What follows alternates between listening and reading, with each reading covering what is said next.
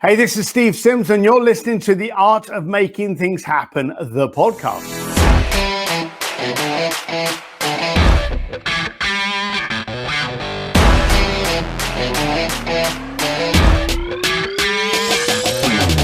You see, for any of those people that are watching this video and are not just listening to it on the podcast, I'm actually here in my garage, and behind me is a Ducati V4R race bike. It's one of the fastest production motorcycles in the world, around about 250 brake horsepower, and it's scary as sin.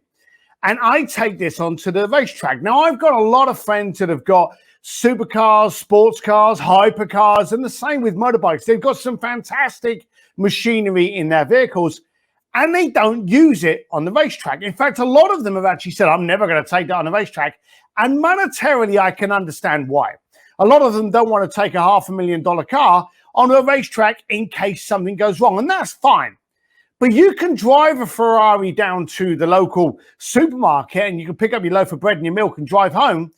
But don't think you're driving a Ferrari for what it was created for. You see, and I know we're talking about motorcycles, but it is going to get back to you. So please bear with me for a second. You see, when I take a motorcycle on the track, I get faster and faster and faster. I learn where the braking powers are. I learn how it heats up.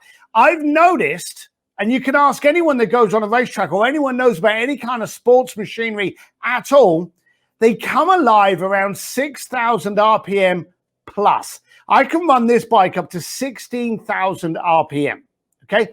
It's a race machine. It comes alive. If I'm poodling around the canyons at 4,000 revs, it can still take me around. It sounds good. It looks good. But is it really doing what it was supposed to be built for? The answer is no. You see, it gets there once pressure's exerted on it. Once the RPM start getting up. Once it starts getting hot. Once the tires start getting sticky and warm. Everything that a lot of people try to avoid, it comes alive when that actually happens. It's got spoilers and foils on there. So as the faster you go, it puts weight on the front end, sticks the front end down. You run into a corner, accelerating from like 160, 140, 120, attacking that corner and bursting out of it again at about 85, the other side, because it was meant to do that. Now, you're not going to see how good this machinery is until you do that. And I've said to a lot of my friends who have got this stuff, look, you've got this beautiful vehicle, and I understand you don't want to crash it. You don't have to go and try and race someone, but get out on the track and understand what it was meant to do, what it was built for. And my question, quite simply, what are you built for? You see, there's a saying that always used to bother me, that when the going gets tough, the entrepreneurs get going.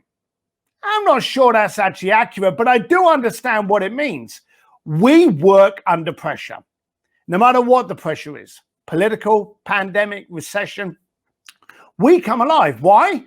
Because we're being forced to, and we accept it and we react. How many times has something happened to you that you could roll over and cry about, but you decided not to?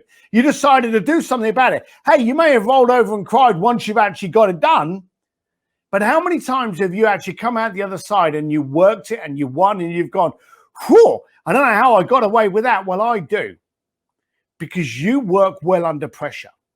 And the good thing is that when I go out on a racetrack and I come off a straight at 160 and I hit a corner and pull out of it again, I now know I can do 160 and bury my front end into a corner at 90 miles an hour and I'm good.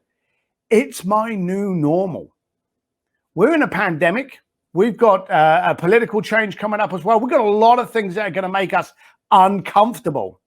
But you know what happens when you get comfortable with being uncomfortable? You relax and that becomes your new normal. I'm asking you to put pressure on you. See what you're capable of. Don't be a garage princess. Don't be scared to get it scratched. We've all got scratches. We've all got scars. That's what makes us so colorful. So please, put yourself under a little bit of extra pressure.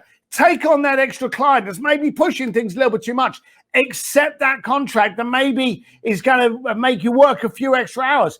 It's not until we see the pressure and what we're capable of that we actually start to feel empowered. And I know you bunch are empowered. So go out there, put yourself under pressure, be proud, stretch yourself. And if it scares you, do it twice as hard.